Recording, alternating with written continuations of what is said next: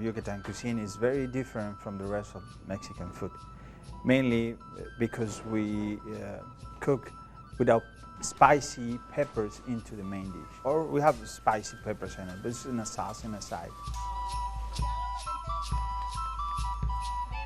When customers came, we know that probably they haven't tried this kind of food before. And we have panuchos, which are very tasty, papazules, cochinita pibil. These names are weird, but they are also tasty.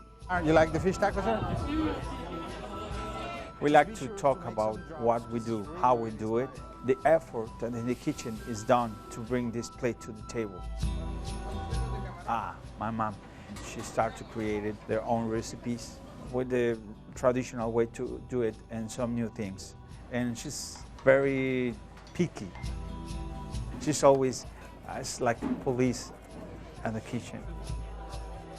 They'll definitely find really Yucatan food. Not cheating. I haven't finished yet. So Peter, you say that everything clicks at Xni-Pec. Give us a snapshot. Xni-Pec is totally my kind of place. Like a person who's really interested in the food and really wants to kind of express their culture through their food. And I don't really know anything about Yucatecan food.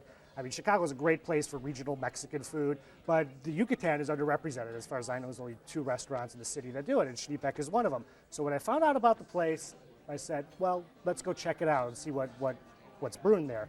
And Antonio just does, brings the flavors of the Yucatan to the plate at an amazing, for my money, an amazing cost. I mean, it's just a typical sort of family type of restaurant, very unpretentious, very from the heart is the best way I would describe it. You can definitely tell that everybody who works there really believes in their food and wants to share their food with the people of Chicagoland. What was really, really interesting, and touching on a service side, the waiter brought out his entire family and introduced them, and they were, I met Mama, and absolutely just went through, they have a glossary in the back to describe Mayan words and where all this comes from, and Grandma gets flown out every 2 years, and she makes them make the entire menu and then scolds them on what is not right. So, I mean, it's absolutely as authentic as you can possibly get. The food is phenomenal. The flavors were just absolutely fresh and abundant, and I would absolutely recommend anybody to go to this. Our waiter was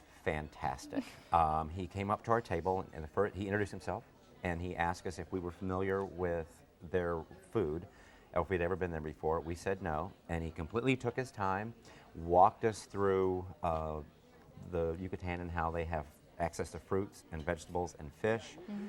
He said he'd be more than happy to recommend appetizers and entrees for us, which he did.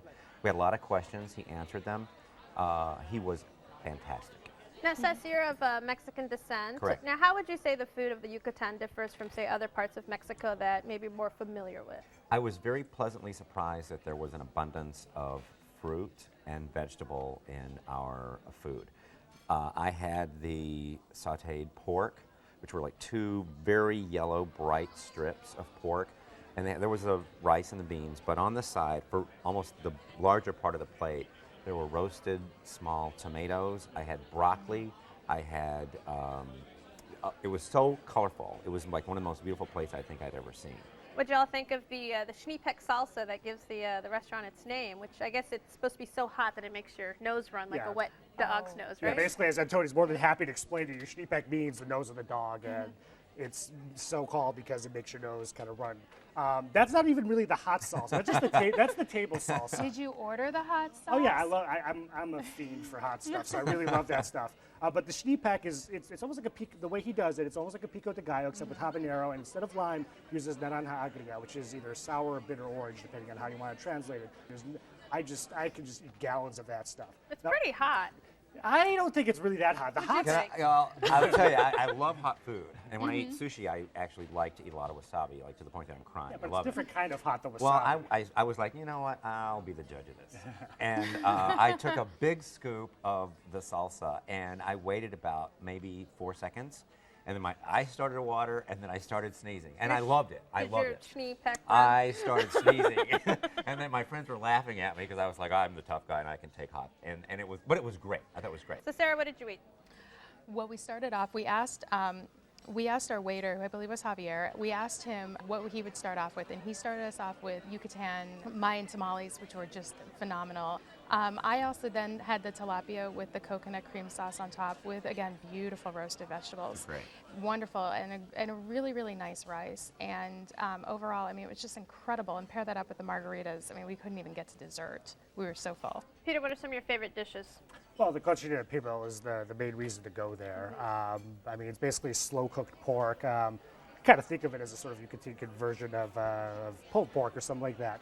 It's in a achiote rub, or also known as annatto seeds, and sour orange, and wrapped in a banana leaf. That's one of the differences between the Yucatan cuisine. They use a lot of banana leaves, like for the tamales, instead of corn husks and things like that. The gorditas de villa are one of my favorite appetizers there. I mean, they come piping hot. Heavily spiced beef in there, just kind of steaming and oozing out, nice and crispy on the outside, just really, just luscious and kind of sexy on the inside. So,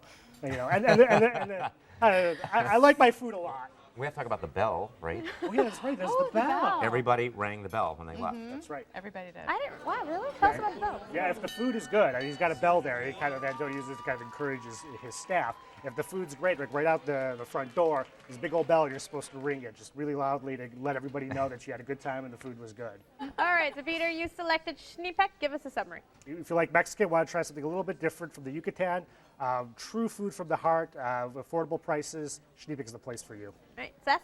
Unpretentious, great food, great service. I would go back in a heartbeat. All right, and Sarah? I have to agree with all of them. Absolutely passionate about their food. They're about educating their customers, and the food delivers exactly what they say it would. All right, well, you can taste a little of the Mayan culture at Xni-Pec, 5135 West 25th Street in Cicero, 708-652-8680. Open for dinner Tuesday through Friday, and for brunch and dinner Saturday and Sunday. Limited reservations are accepted, and the average tab per person without drinks is $18.